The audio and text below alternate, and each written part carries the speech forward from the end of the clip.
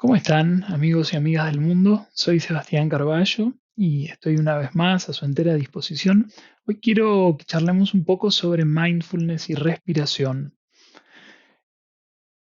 Mindfulness como una actitud y respiración como una herramienta. Y vamos a asociar estos dos conceptos a la pregunta que ven en la pantalla. ¿Por qué cada año que pasa siento que el tiempo se acelera?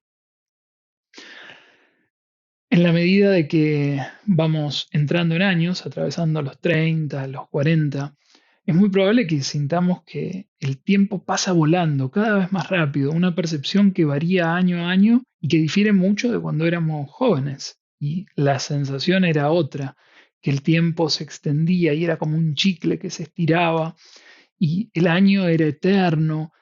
Hoy por hoy, y más en los tiempos en los que vivimos con tanto cambio, tanta incertidumbre, realmente es como que la percepción del tiempo se alteró mucho más que antes, o al menos esa es la sensación que tengo yo y muchas otras personas con las cuales comparto estas ideas. Por ejemplo, ¿por qué la ida se percibe mucho más lenta que la vuelta? ¿Por qué el movimiento se vive más veloz que el estatismo? ¿Por qué el tiempo pasa más rápido en la medida que envejecemos? Esas percepciones van determinando que hay algo que sucede, tal vez sea o tenga que ver con nuestra fisiología, tal vez tenga que ver con las emociones que transitamos, que alteran la percepción del tiempo. Y ahora tiro la primera piedra. ¿Qué sucede cuando empezamos a realizar muchas tareas en simultáneo? Esa idea del multitasking y generamos mucha dispersión. ¿No sentimos que el tiempo pasa todavía más rápido? ¿Quién nunca mira el teléfono cuando come? ¿Quién no responde mensajes mientras está conversando con otra persona?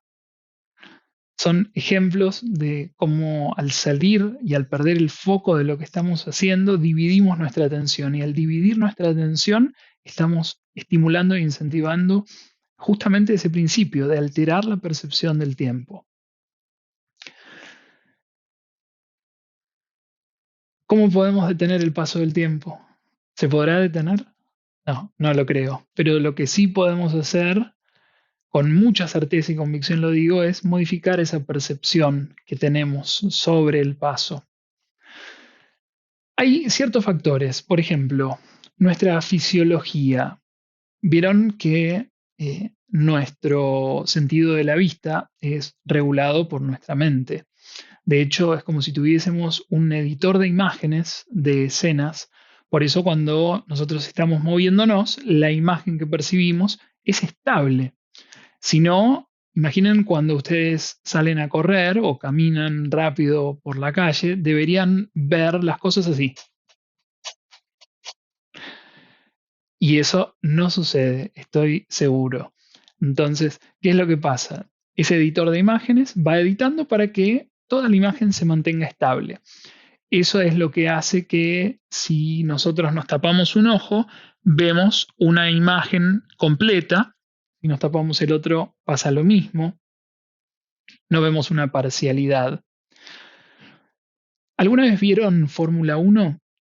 Es muy probable que si lo hicieron, aunque sea en televisión, y miraron las ruedas de un auto, hubiesen percibido un efecto visual que hace que veamos que la rueda gira en sentido opuesto a la dirección a la que va el vehículo. Eso se debe a que la rueda, por ejemplo, gira, o mejor dicho, tarda 17 milisegundos en dar una vuelta completa y el ojo capta un cuadro cada 16 milisegundos. Es por eso que en cada fotograma sucesivo la rueda parece haberse retrasado un poco. Ese efecto sostenido nos genera esa distorsión visual. ¿Qué sucede con las emociones y la percepción del tiempo? Los estados de ira, el miedo, la felicidad, la tristeza, la excitación que producen estas emociones acelera nuestro metrónomo interno y eso hace que el paso del tiempo parezca durar mucho más. En la ausencia de estímulos novedosos, el tiempo se graba muy fraccionadamente. Algo muy similar a lo que seguramente todos experimentamos este año debido a las restricciones para salir, a las cuarentenas y a el aislamiento obligatorio. El hecho de estar mucho tiempo en un mismo lugar distorsiona la percepción del tiempo. Por eso todos, o no sé si todos, pero la gran mayoría, este año sentimos que no pasó mucho y que el año pasó volando. Hace un mes era marzo, ya estamos en noviembre. ¿Qué pasó en el medio? Estos factores van alterando esas percepciones, como ya les dije antes.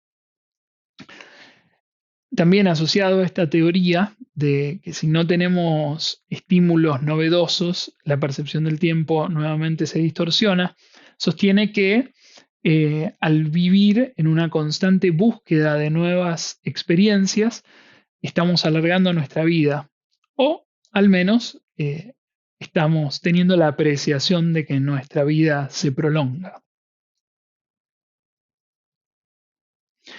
Hablemos ahora de mindfulness.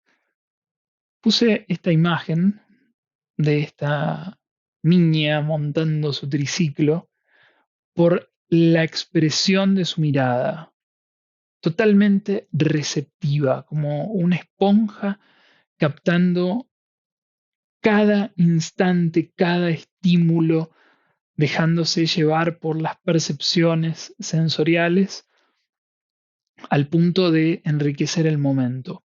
Cuando hablamos de mindfulness, como concepto, nos referimos a diferentes actitudes que nos ayudan a traer nuestra conciencia al momento presente, o sea, al estar aquí y ahora.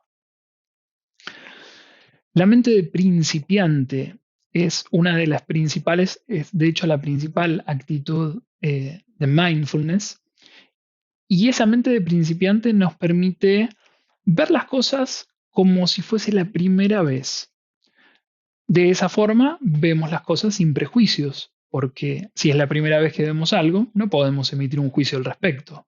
Sí emitimos juicios una vez que tenemos algo con que comparar.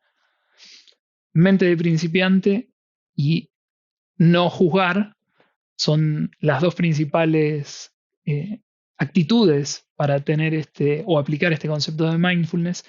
Y esas dos en particular nos permiten reaprender, revivir, reeducarnos, reconocer y redescubrir. No necesariamente tenemos que abrirnos a experiencias nuevas. Tal vez repetir los mismos comportamientos, pero aplicando esta actitud, nos conecte con algo diferente y nos permita redescubrir eso que por ahí veníamos haciendo desde hace mucho tiempo. Al vivirlo de una forma diferente, lo asociamos a una nueva experiencia y transformamos así nuestra propia existencia haciendo las mismas cosas, no necesariamente cambiando nuestros comportamientos, cambiando de trabajo, cambiando de lugares a los cuales frecuentamos, de amistades, de pareja, no necesariamente.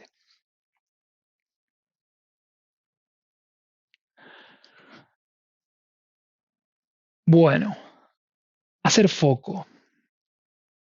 Hablamos un poquitito antes del multitasking y de cómo cuando quiero incorporar muchas tareas y realizarlas todas en simultáneo, modifico y altero la percepción del tiempo.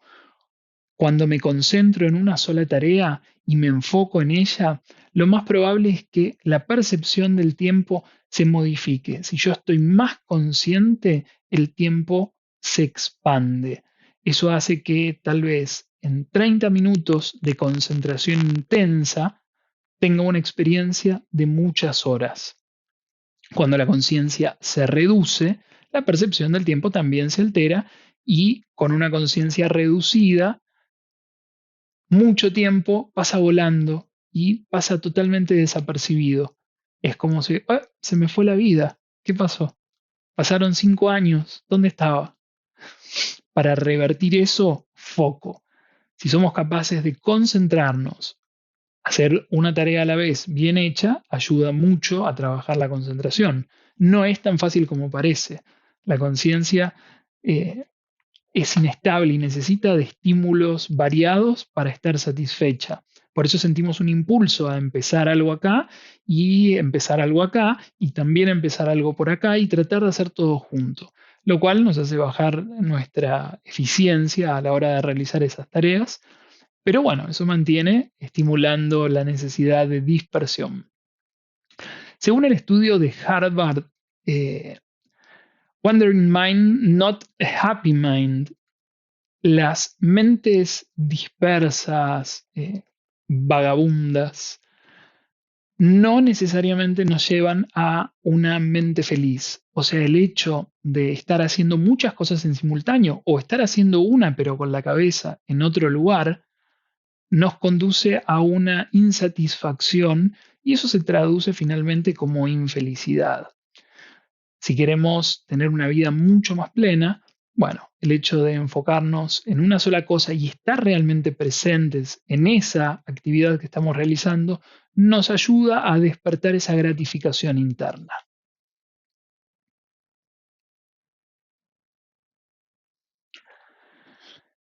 La respiración es la llave principal para poder poner en práctica estos conceptos de los que hablé antes. Cuando hablamos del concepto de mindfulness, hablamos de una actitud en particular, dos mejor dicho, esa mente de principiante y el no hacer juicios.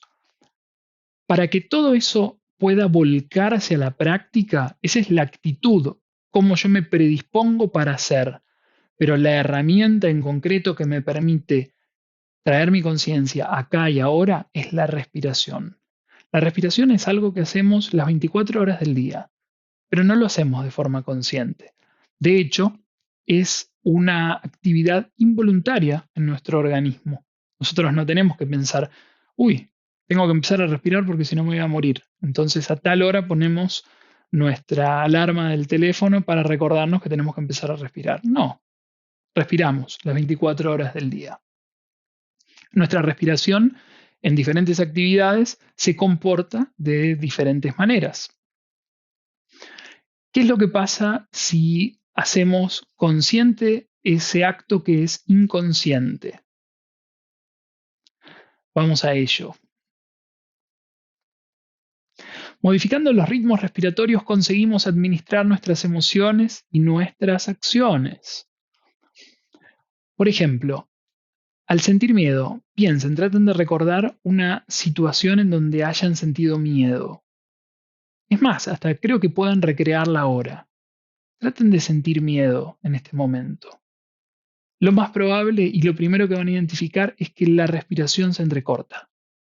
Cuando nosotros nos asustamos, lo primero que hacemos es parar la respiración. Entonces se interrumpe. Otro ejemplo, cuando están eufóricos. Al sentir euforia, la respiración se vuelve mucho más amplia. Nuestra capacidad respiratoria, de hecho, aumenta. Otro ejemplo, al dormir. Nuestra respiración cuando dormimos es totalmente distinta a la respiración que por ahí realizamos cuando estamos haciendo tareas en lo cotidiano. Tiene un ritmo muy particular, una proporción de 1 por 2. Eso quiere decir que la inspiración es en un tiempo determinado y la exhalación es en el doble de ese tiempo.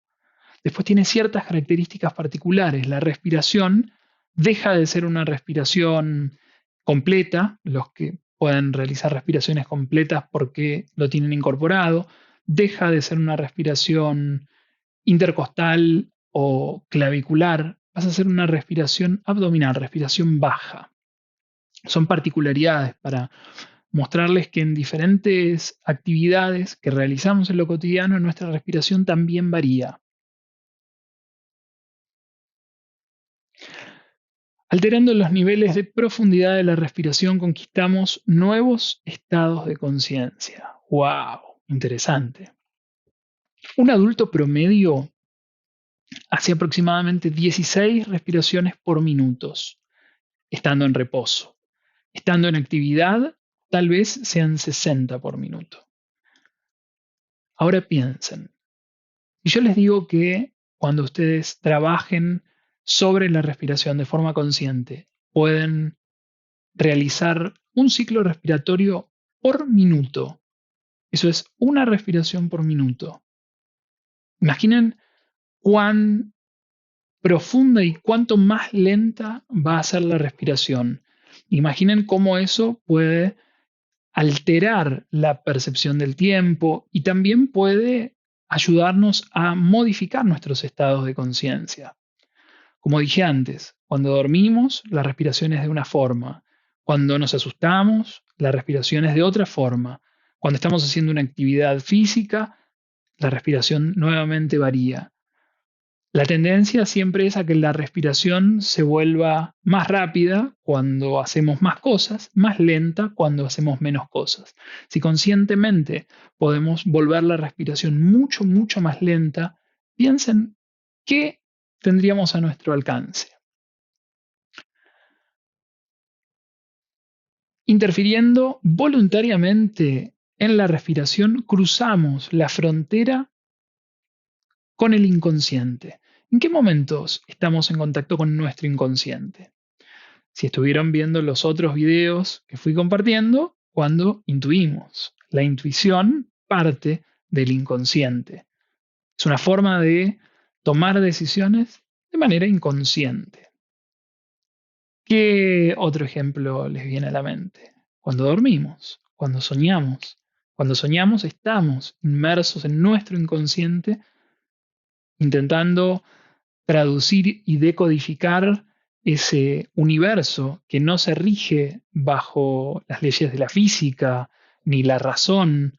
Es por eso que cuando sueñan de repente están en un ambiente y giran la cabeza y por ahí están en una playa o en un desierto y no hay una relación tiempo y espacio. Así es el inconsciente.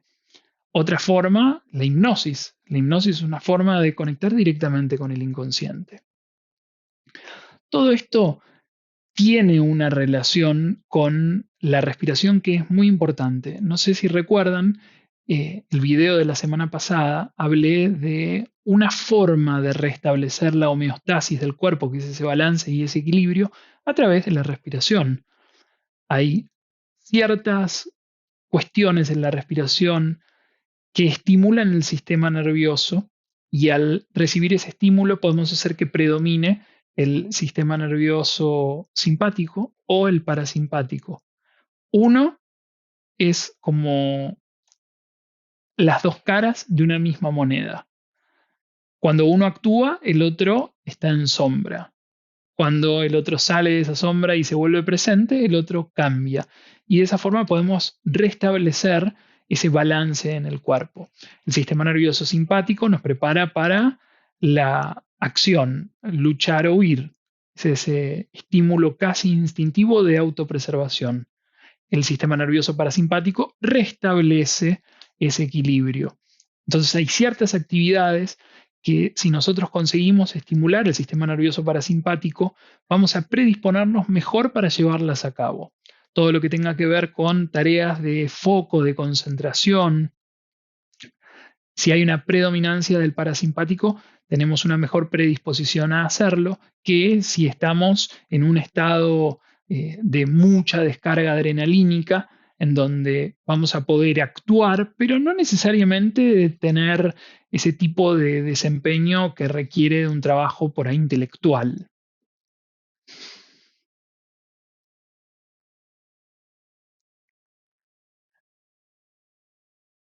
Antes de pasar a la respiración concretamente, quiero dejarles bien en claro esto.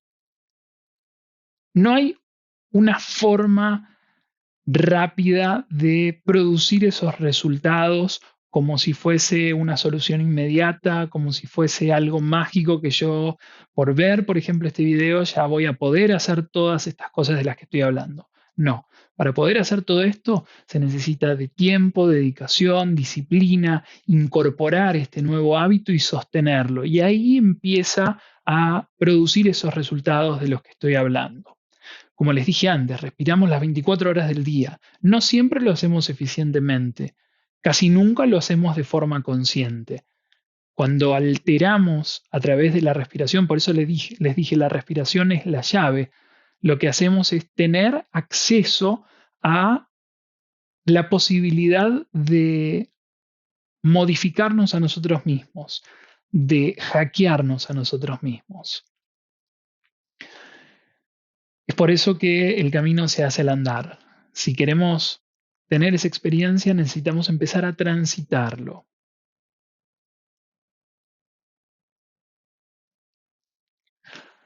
Vamos entonces con la respiración. La respiración, la respiración completa, la más eficiente, utiliza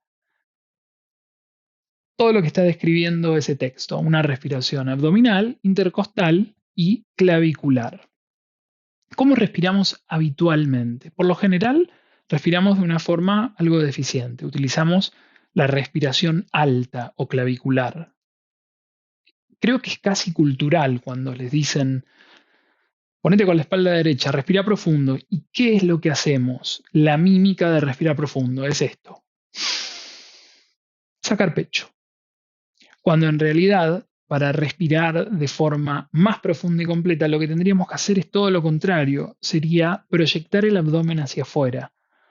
El músculo respiratorio principal es el diafragma. Luego, la musculatura intercostal, que es lo que nos hace expandir el tórax lateralmente y el esternón hacia adelante. Por último, algunos músculos accesorios que nos permiten elevar las clavículas. Cuando queremos realizar respiraciones completas, la respiración, esto es un recurso didáctico, podemos pensar en dilatar el abdomen hacia afuera, luego expandir las costillas hacia los lados y por último la parte alta del tórax hacia arriba. Y al soltar el aire lo hacemos por el camino inverso. Soltamos desde la parte alta, luego la parte media y finalmente la parte baja hasta vaciar los pulmones por completo. Eso sería respirar de forma profunda y completa. Yo lo que les voy a proponer hoy es que hagan algunos ejercicios. Ahora se los voy a decir rápidamente, pero después ustedes los pueden entrenar. Van a colocar las manos en el abdomen, así, y van a inspirar proyectando solamente el abdomen hacia afuera.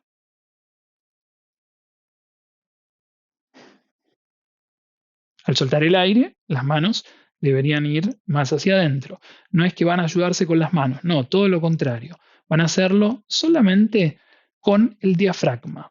Entonces, para que esto funcione, al inspirar, proyectan el abdomen hacia afuera, al soltar el aire, lo retraen hacia adentro. Luego, respiración intercostal. Van a colocar las manos a los costados de las costillas. Muestro de nuevo, así. Y van a inspirar expandiendo las costillas lateralmente.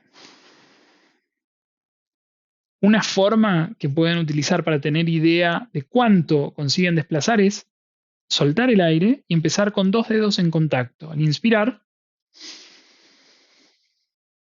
dependiendo de cuánto consigan expandir el tórax, van a separar más o menos. Respiración intercostal. Por último, respiración alta.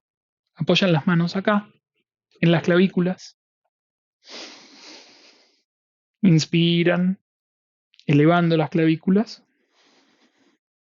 Sueltan el aire y hacen que las clavículas desciendan.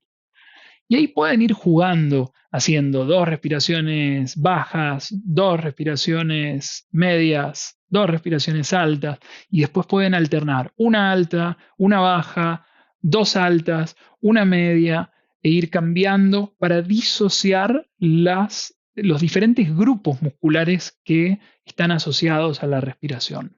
Para finalmente incorporar la respiración completa, que es la más eficiente que pueden sostener durante todo el día, en la medida que mantengan la conciencia y que luego la incorporen, mismo para realizar actividad deportiva, es súper eficiente. Vamos ahora con las fases de la respiración, porque ahora lo que hicimos fue describir la mecánica respiratoria para que sea óptima y más eficiente. Pero ahora tenemos que entender que la respiración tiene fases o momentos. Tenemos la inspiración, la parte más evidente. Después de inspirar, la retención del aire en los pulmones, luego la exhalación y finalmente una permanencia sin aire hasta volver a inspirar. Todo el tiempo que respiramos pasamos por estas 4 fases o estos 4 momentos. Dependiendo de la actividad que realicemos, hacemos más énfasis en una o en otra de estas fases. Es muy importante también para regular la proporción de aire que entra y sale, utilizar solamente las fosas nasales para respirar. ¿Por qué? Porque los orificios nasales tienen un diámetro, permiten que entre un caudal X de aire. La boca, por donde también podemos respirar, es una cavidad mayor, es un diámetro mayor, entonces la proporción se altera. Si queremos trabajar técnicas respiratorias, necesitamos utilizar una herramienta que sea más precisa para medir y para cuantificar la cantidad de aire que ingresa y que sale de nuestros pulmones. Biológicamente, las fosas nasales están diseñadas para que nosotros respiremos, por eso las tenemos, porque tienen vellosidades dentro que van filtrando el aire, dejando partículas que no tienen que ingresar a los pulmones. Después hacen como un cierto recorrido, como si fuese una caverna, y en ese recorrido el aire va calentándose para que llegue a los pulmones con una cierta temperatura. Cuando respiramos por la boca, salteamos todas esas etapas. Así que es más conveniente respirar por las fosas nasales, tanto para inspirar como para exhalar. Ejercicio. Introducción a los ritmos. Van a trabajar la inspiración en una unidad de tiempo. Lo que pueden hacer es simplemente respirar y contar cuánto tiempo necesitan para llenar los pulmones, sin exagerar, sin alterar la respiración. Por ejemplo, supongamos 3, 4 segundos. Van a retener el aire en los pulmones ese mismo tiempo. Luego exhalan en el mismo tiempo en el cual inspiraron. Van a empezar trabajando esas 3 fases de la respiración: la inspiración, la retención y la exhalación. Después de hacer por lo menos 2, 3 minutos, agregan esa fase sin aire, que es poco común porque no hay nada que nos prepare para esa fase prolongada. Entonces, después de haber hecho 2 o 3 minutos de las 3 primeras fases, agrego la cuarta, también con la misma proporción. Inspiro en esos 3 o 4 segundos, retengo el aire ese mismo tiempo, exhalo en 3 o 4 segundos y permanezco sin aire 3 o 4 segundos. Ahora, ¿cuánto tiempo yo les recomiendo hacer estos ejercicios? ¿Y cuántas veces a la semana? ¿O cuántas veces por día? Para empezar, lo mínimo que pueden hacer, que no les va a demandar mucho tiempo y realmente los va a gratificar y a dejar con una sensación de mucha más energía y mucha más vitalidad: 10 minutos por día. ¿En qué momento? Cuando recién se levantan. En ese momento en el cual todavía están medio como en semisueño. Ahí pueden despertarse, se sientan en la cama, se ponen en una posición cómoda con la espalda derecha, sin estar así tirados o apoyados contra algo, y empiezan a respirar por las fosas nasales. Y van haciendo este ejercicio, 10 minutos nada más. Si al principio 10 es mucho, usen menos, 5, pero háganlo todos los días. Vayan incorporando ese hábito, generando ese condicionamiento, que en este caso va a ser algo sumamente positivo para ustedes, y van a ver cómo en muy poco tiempo van a empezar a percibir los efectos. Y cómo lo más interesante es que una vez que lo hayan incorporado, esa respiración más eficiente también va a ser incorporada en lo cotidiano. Y se van a dar cuenta que empiezan a respirar así las 24 horas del día. Y eso no es poca cosa. A la hora de entrenar estos ritmos respiratorios de los que hablé, tienen que recordar que lo más denso siempre eclipsa a lo más sutil. Entonces, si yo estoy en una posición que no es del todo confortable, me voy a desconcentrar porque voy a empezar a sentir molestia en el cuerpo y eso me va a llevar a no poder mantener el ritmo que elegí. Es muy importante que primero estén cómodos. No tiene que haber tensión en el cuerpo a la hora de trabajar estas técnicas. Una vez que estén cómodos, ahí empiezan a trabajar sobre las técnicas respiratorias. Otros recursos que pueden utilizar es, en vez de contar mentalmente, utilizar algún metrónomo. Hoy hay un montón de aplicaciones en el teléfono de metrónomo, entonces ahí se ponen un metrónomo que va a marcar el tiempo exacto para saber que cada un segundo ustedes están manteniendo un conteo que es más objetivo que empezar 1, 2, 3, 4, 5, 6, 7, 8, 9, 10 y después ir acelerándolo en función de lo que van sintiendo en el cuerpo. Cuando empiecen a trabajar con ritmos o con unidades de tiempo dentro de su capacidad respiratoria que los fuercen un poquitito más, van a alterar ese conteo, se los garantizo. Entonces, la forma de evitar que eso suceda es utilizar el metrónomo. Finalmente, con esto vamos a cerrar. Es importante que vayamos incorporando nuevas experiencias en nuestra vida, porque esas nuevas experiencias van transformándonos. ¿En qué? En aquello que queremos ser. Esas nuevas experiencias, si realmente son coherentes con la forma en la cual queremos vivir, van a catapultarnos en esa dirección. Si seguimos haciendo más de lo mismo, no vamos a obtener resultados diferentes. Espero que les haya gustado este contenido. Si así fue, denle like. Si no se habían suscrito al canal, háganlo. Y los veo la próxima semana con otro contenido. Muchas gracias.